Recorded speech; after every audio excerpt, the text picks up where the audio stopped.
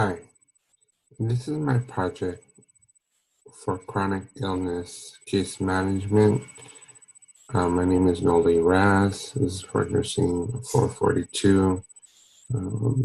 Dr. Fidello is professor. This is for a fall session 2017, and it is October 15, 2017.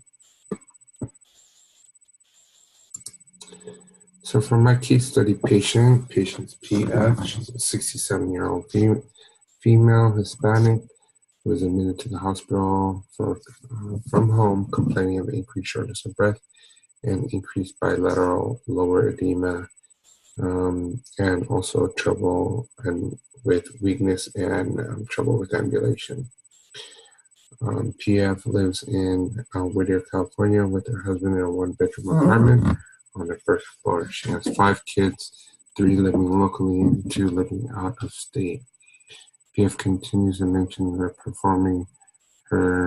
she's having trouble performing her daily living activities, such as getting out of the shower, and mentioning that having problems getting off the toilet seat because it's challenging, and that it's too low, and that she has lost muscle strength.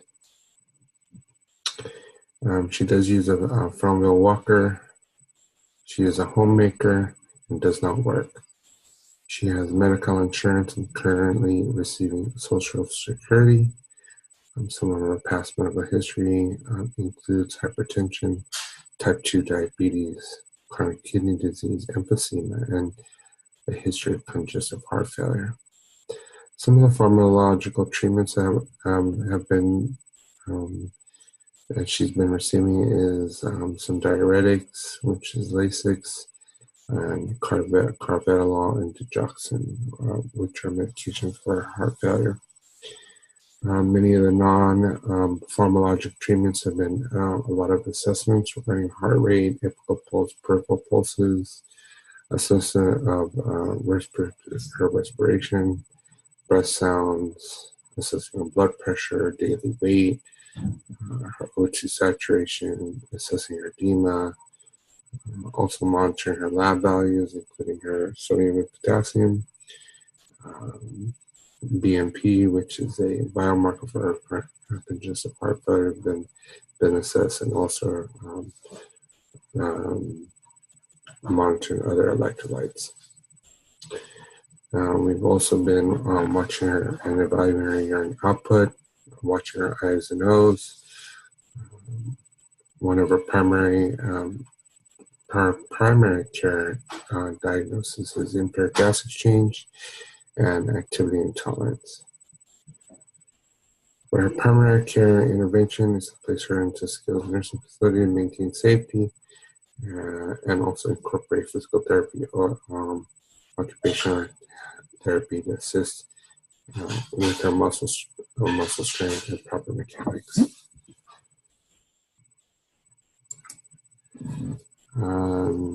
A couple things regarding her self-care capacity. She needs assistance with ADLs, with hygiene and bathing, dressing and undressing, and ambulation. She does use a front wheel walker, so she is a fall risk, so she needs to make sure that she's being watched. Some of the instrumental ADLs is like help with the finances, also with meal preparation, making sure that she's on a low sodium diet and eating the proper food. She also is diabetic, so she needs to maintain a diabetic diet. Symptom specifics can be making sure to recognize signs and symptoms of worsening CHF, and some other additional factors is like socialization with other people, and then most definitely medical adherence and compliance. Priority issues for discharge. So oxygenation is number one. She's heart failure, and so she's been having trouble with gas exchange, which is reason for shortness of breath. She is also is reporting being weak, so she's definitely a major fall risk safety. So making sure that she's safe, whether she is if she's discharged to a skilled nursing facility or at home. So just to make sure she's safe either way. Medication compliance with her diabetes and her heart failure. You want to make sure that her medication, she's being compliant with the medication. And also her increased weakness. So that's also a priority because that kind of goes hand in hand with the fall risk. If she's weak, we want to make sure she gets stronger, and that's so that can prevent falls. So in regards to a discharge disposition, plan number one, we're going to discharge her skilled nursing facility given her medical condition and declining congestive heart failure. Plan number two would be discharge home with home health services and a specific plan of care.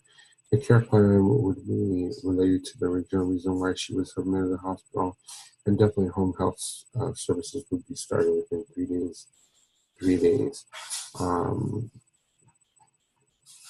For insurance reimbursement, we just want to make sure that she gets adequate care at home, so with nursing visits, OT, and PT. Some of the priority nursing care management strategies is number one, to include the daughter and son-in-law, which are the ones that are really close regarding that are involved with her care. We want to make sure that they're involved in placement discussions regarding skilled nursing home. Also want to prioritize the arrangement for the transfer to skilled nursing home. We want to ensure patient safety.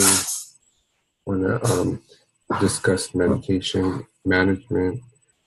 We also want to discuss lab results, X-ray results with the doctor and transfer facility, and make sure that's coordinated. We also want to ensure medications are ready for discharge. So the new medications that she's taking, make sure that they're ready for discharge. We also want to ensure that the transfer facility that she goes to, so the skilled nursing home, is equipped with oxygen, or even at home that she has oxygen and respiratory therapy if needed. We want to arrange for OT and PT for continuation regarding if she's at home or at the skilled nursing home. We always want to educate patients as much as possible regarding their care and regarding their disease. Obtaining a large calendar is always good to outline the patient's schedule in regards to OT, PT, and put them on a calendar and put down the time, and also plan out when the next patient's doctor visits are, so that they're on the calendar so the patient is compliant with those visits. Patient level interventions. There are some listed here regarding the rehab program, medication management, oxygenation monitoring, which is monitoring patients' pulse ox, make sure patients oxygenating well. Again, education regarding symptom management, and then also educating the patient on the disease process. Heart failure is a chronic disease. It's not reversible, so just making sure the patient is aware that the symptoms can be managed, but once you're diagnosed with heart failure, it's irreversible. A lot of the symptom level interventions I've already gone through, but I'll go through it here. We want to make sure that we evaluate the insurance and medical benefits, make sure that that these services are covered And we don't want a patient to get billed for any kind of any services that may come out of pocket. So we just want to make sure the coverage is there. Educating patients is always a key regarding medical equipment, procedure, safety measures, plan of care, discharge planning. We always want to determine the timeliness of interventions and safety measures, just to see if we can put timelines to make sure that the patient will meet goals. We also want to contact the chaplain with our local church so that patients' spiritual needs are being met also. That will help with, that's also important. We always want to coordinate care always with the doctor, cardiologist, that are taking care of the patient.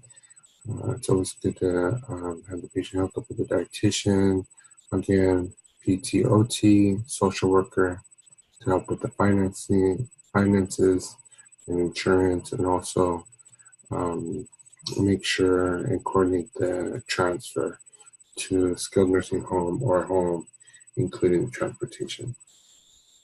We also want to make sure the patient has a scheduled follow-up appointment with the doctor 1 to 2 weeks after discharge.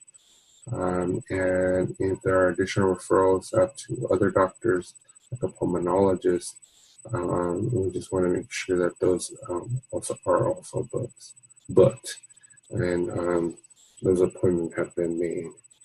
And then if there's any kind of special programs out there for heart failure patients, the patient can be enrolled in regarding like maybe insurance benefit assistance, that would also be good too. Utilization review regarding this patient's care. I just want to make sure that there's no, in regards to allocation of resources, just try not to overuse the ER, try not to no further images unless symptoms change. So not to redo tests if they're not needed. Necessity of medical services. Just make sure that the medical services are timely and appropriate level of care.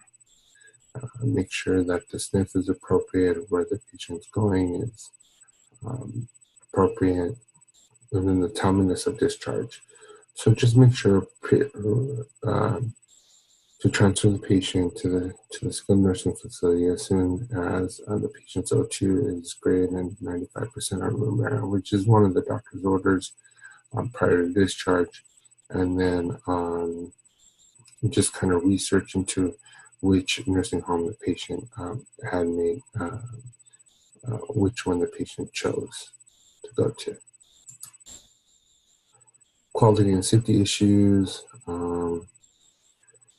Just want to make sure the appropriate treatment and services have been picked, safe medication management, safe environment, infection control, make sure that patient doesn't get any kind of infections while they're in these, or while they were in the facility, emergency management, and information management, just to make sure that the patient gets all the medical records that's needed, and if they know what kind of treatment they received during their hospital stay,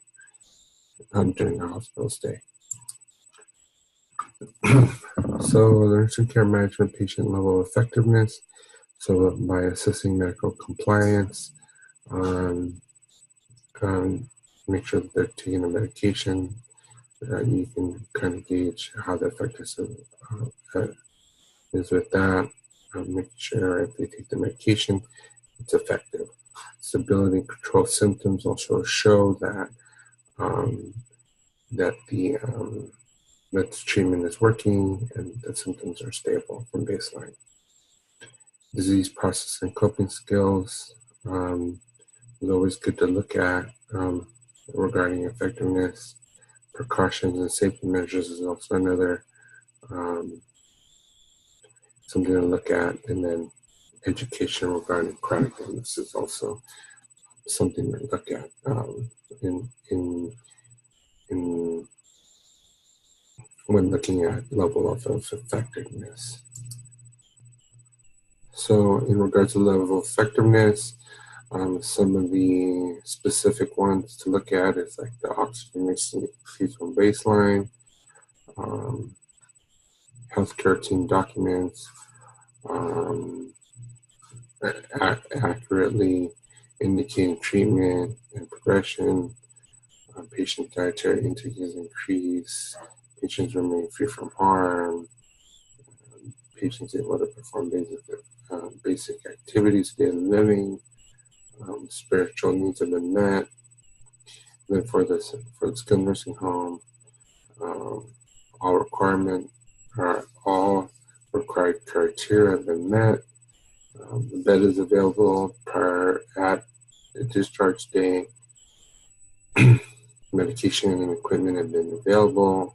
Transportation has been arranged, and the doctor's appointments have been also arranged. And in regards to patient-approved programs, pharmaceutical assistant may be an option. Also, medical alerts and system program may be available and good to look into.